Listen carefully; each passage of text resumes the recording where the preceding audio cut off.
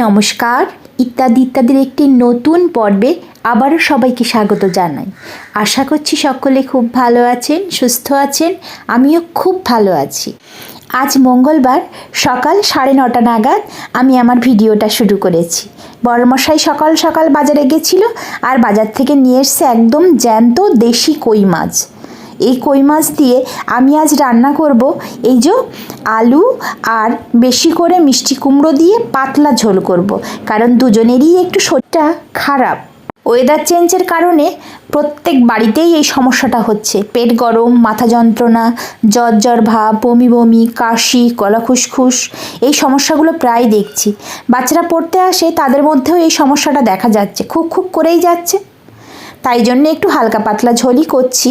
তো প্রথমে আমি এই কই মাছগুলোকে লবণ হলুদ মেখে একটু সুন্দর করে ভেজে নেব। জ্যান্ত মাছের এই একটাই সমস্যা, দেখুন ধনুকের মতো পুরো বেঁকে যাবে দেওয়ার সাথে সাথে উল্টে দিলে এই সমস্যাটা হয় না। কিন্তু আমি মাছটা বসিয়ে দিয়ে একটু অন্য কাজে গেছিলাম। ব্যাস, মাছটা আমার ভেজে নেওয়া হয়ে গেছে।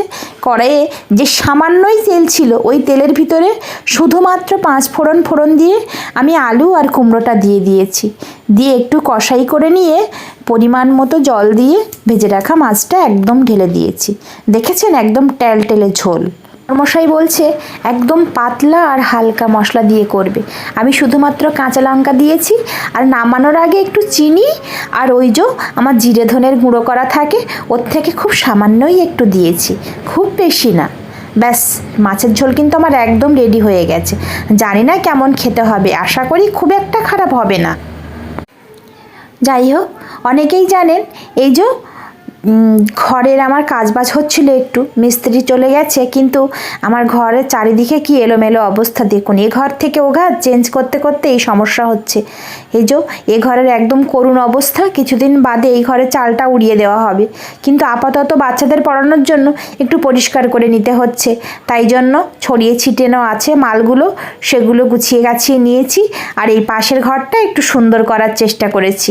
এই ঘরটাকে সুন্দর করে সাজিয়ে গুছিয়ে এখানেই আমরা বাসযোগ্য করে তুলেছি। এখানে দুজন মিলে থাকবো।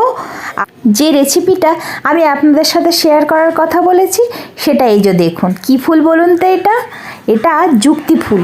আপনারা অনেকেই দেখেছেন, আমার কাছে বাড়িতে একটি বড় যুক্তি ফুল গাছ আছে, আর সেখানে এই নতুন সবে শুরু হয়েছে ফুল ফোটা।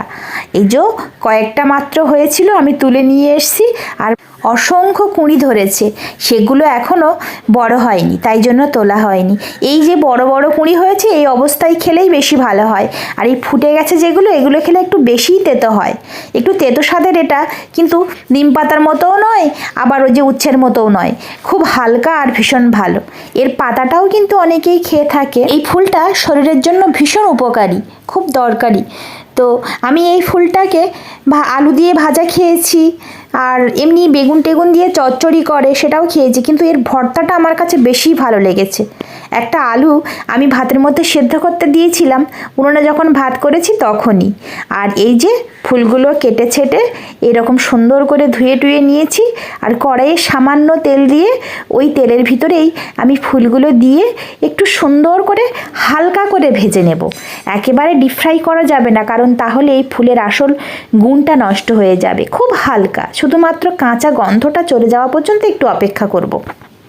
ব্যাস, তারপর সেদ্ধ আলুটা বের করে নিয়েছি, আর একটা কাঁচা লঙ্কা আমি একটু লবণ আর একটু সর্ষের তেল নিয়েছি পাশে, সুন্দর করে মলে প্রথমে আলুটার সঙ্গে দেব। আর একটু পেঁয়াজও দিয়ে দিচ্ছি। আমার প্রথমে কুচিয়ে নিতে মনে ছিল না, তো বড়মশাইয়ের কাছ থেকে কুচিয়ে নিয়েছি, তাই জন্য এত বড় টাইপের পেঁয়াজ কুচানো হয়েছে। কিছু অসুবিধা নেই, মেখে নেব এর সাথে একদম সুন্দর করে।